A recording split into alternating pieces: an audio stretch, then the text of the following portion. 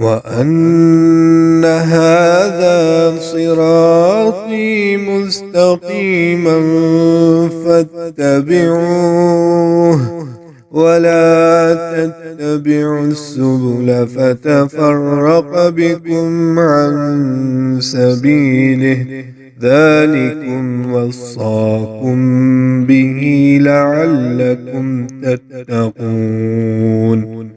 أعوذ بالله من الشيطان الرجيم. بسم الله الرحمن الرحيم.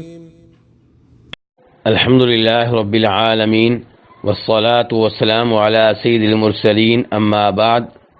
جب کوئی لڑکی جوان ہو جائے اور اس کے لیے کوئی مناسب لڑکا ہو جو رشتہ مانگ رہا ہو تو لڑکی کی شادی کرنے میں جلدی کرنی چاہیے، کیونکہ نبی صلی اللہ علیہ وسلم فرماتے ہیں اس حدیث میں جسے امام ترمذی، ابن ماجہ اور دیگر ائمہ حدیث نے روایت کیا ہے کہ جب تمہارے پاس رشتے کے لیے کوئی ایسا لڑکا آئے جس کا دین بھی تمہیں پسند ہو، جس کا اخلاق بھی تمہیں پسند ہو، تو اسے رشتہ دے دو، اپنی لڑکی کی اس سے شادی کر دو۔ اگر تم ایسا نہیں کرو گے تو زمین میں فتنہ ہوگا اور بہت لمبا چوڑا فساد ہوگا۔ اس حدیث سے یہ پتہ چلا کہ لڑکی کے لیے ایسا لڑکا تلاش کیا جائے جو دین کے لحاظ سے، اخلاق کے لحاظ سے بہترین ہو، اور اگر ایسا لڑکا مل جائے تو پھر شادی کرنے میں تاخیر نہیں کرنی چاہیے۔ یہاں یہ بات ذہن میں رہے کہ یہ لڑکیاں والد کے گھر میں امانت ہیں۔ روز قیامت والد ان لڑکیوں کے بارے میں جواب دہ ہوگا۔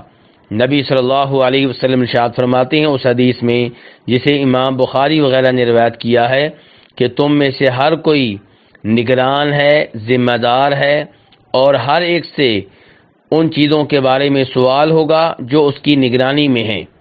آپ فرماتے ہیں اس حدیث میں کہ باپ جو ہے، گھر کا سربراہ جو ہے، وہ ان کے بارے میں جواب دہ ہے جو اس کی ذمہ داری میں ہیں، جو اس کے گھر میں ہیں۔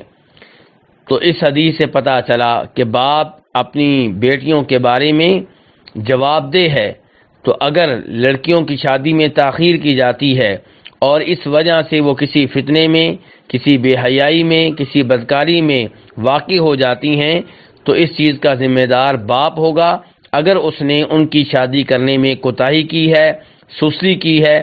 ہاں، اگر لڑکا نہ ملے تو یہ الگ بات ہے، لیکن اگر اچھا لڑکا مل رہا ہے جو دین کے لحاظ سے اچھا ہے، اخلاق کے لحاظ سے اچھا ہے، چاہے دنیا کے لحاظ سے وہ بہت پیچھے ہو، تو اپنی بیٹی کی، اپنی بہن کی شادی کرنے میں تاخیر نہیں کرنی چاہیے۔ واللہ تعالی اعلم۔